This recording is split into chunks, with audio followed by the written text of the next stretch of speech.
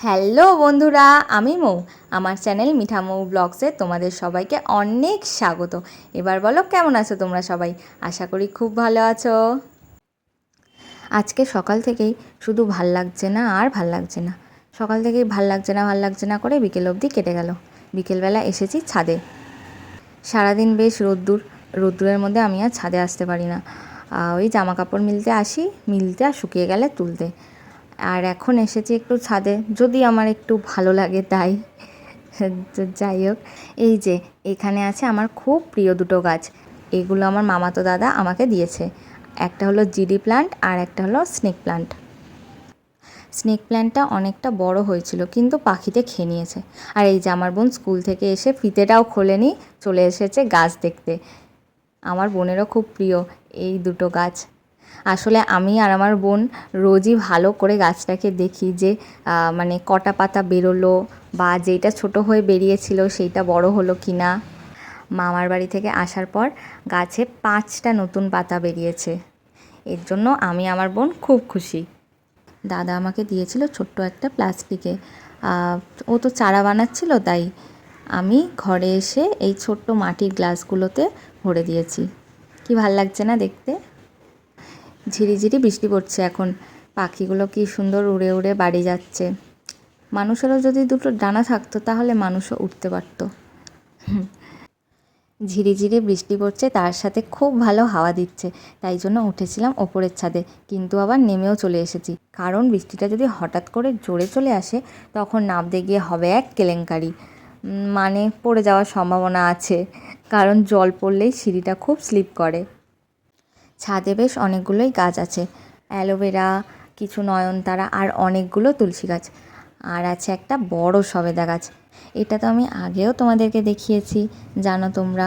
এই যে অনেকগুলো সবেদা হয়েছে, কিন্তু কি হবে জানি না। টবটা ভেঙে গেছে, মাটি শেকড় সব বেরিয়ে গেছে। আর গাছটাও কেমন দিন দিন শুকিয়ে যাচ্ছে। শুধু বর্ষাকাল বৃষ্টির জল পাচ্ছে, তাই খানিক তাজা আছে, না হলে কবেই শুকিয়ে যেত।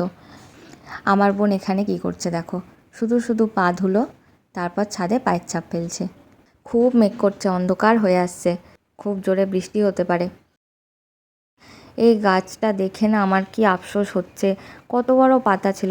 এটা তো জিডি প্ল্যান্ট ঠিক আছে, আর এই স্নেক প্ল্যান্টের এতটা বড় পাতা ছিল। ওপরের ছাদেতে রেখেছিলাম, ইঁদুরে খেয়ে নিয়েছে না পাখিতে খেয়ে নিয়েছে, মানে কিভাবে কি হয়েছে জানি না। পরের দিন সকালে আমি জল দিতে এসে দেখছি পাতাটা আর নেই। উফ, নিজের ওপরেই নিজের রাগ হচ্ছিলো যে কেন ওপরের ছাদটাতে আমি রেখে এলাম। কারণ ওপরের ছাদটাতে অনেকক্ষণ রোদ্দুর লাগে, সেই জন্য ওখানটাতে রেখে এসেছিলাম। যাই হোক, এখন ওগুলোকে নিচেতে নামিয়ে রাখলাম, কারণ যদি বৃষ্টির সাথে সাথে জোরে হাওয়া দেয় তাহলে মাটিতে পড়ে টবগুলো ভেঙে যেতে পারে। বৃষ্টিটা জোরেই আসছে, ঘরে চলে যাই।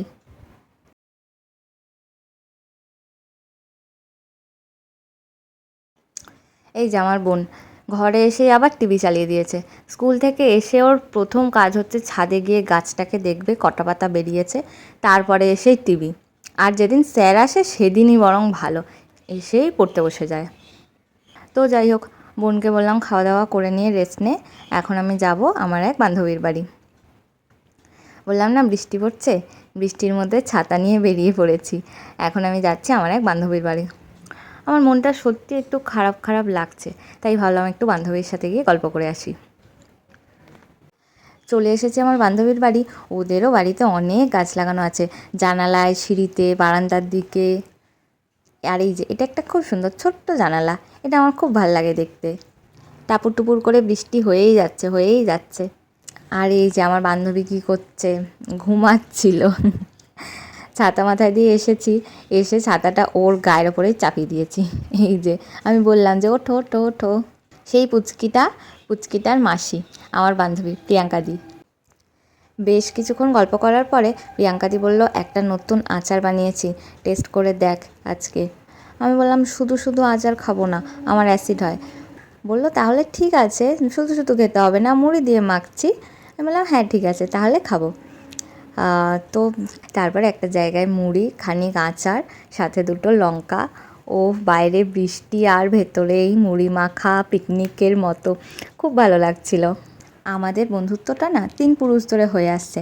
মানে আমার ঠাকুরদার সাথে প্রিয়াঙ্কাদির ঠাকুরদার বন্ধুত্ব ছিল, তারপর আবার আমার বাবার সঙ্গে প্রিয়াঙ্কাদির বাবার বন্ধুত্ব, এখন আবার প্রিয়াঙ্কাদির সঙ্গে আমার বন্ধুত্ব। সকাল থেকেই ওই ভাল লাগছিল না রোগে ধরেছিল আমাকে, বাট এখানে আসার পর একদম ফ্রেশ লাগছে। জানলা দিয়ে কী সুন্দর চাঁদ দেখা যাচ্ছে। আর আজকে জানো তো প্রিয়াঙ্কাদির বাড়িটা না খুব চুপচাপ, একদম নিস্তব্ধ। কারণ যে খুব কটর কটর করে কথা বলে আমার ওই পুচকে বন্ধুটা বাড়ি চলে গেছে, আবার আসবে পরে। যাই হোক, অনেকক্ষণ হয়েছে, এবার আমি বাড়ি যাব। বাড়ি এসে দেখছি আমার মা তালের ফুরুলি বানাচ্ছে।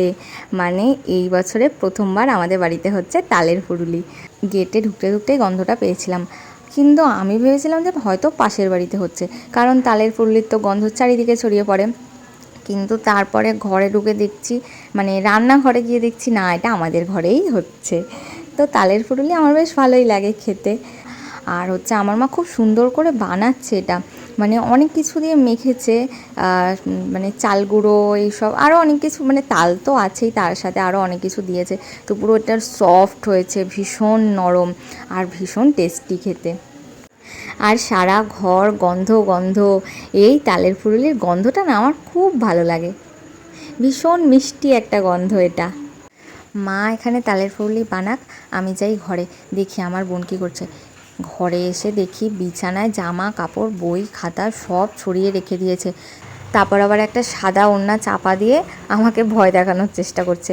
যদি আমি একটু ভয় পেয়ে যাই তাহলে ও খুব খুশি, মানে ও বিশাল কিছু একটা অ্যাচিভ করে ফেললো, এরকম একটা ব্যাপার।